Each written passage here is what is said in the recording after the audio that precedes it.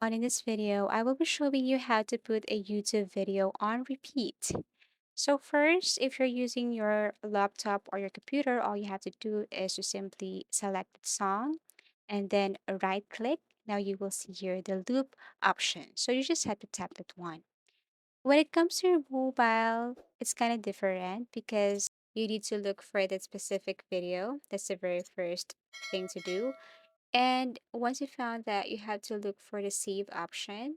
Tap this one, and you have to add this to your playlist. Okay, if you don't have a playlist, then you can create one by tapping new playlist, type the title here, and then you can set this to private or public. Everything is up to you. Then click create. Then you will see below here playlist created. So if you want to see it, just tap see list and then here. Now, all of the songs or music that you have added to this playlist, you will see it right here. So to loop this one, all you have to do is to click play all.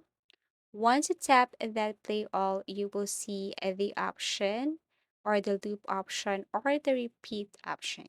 As easy as that. All you have to do is to tap that one, then it will keep or it will put a YouTube video on repeat.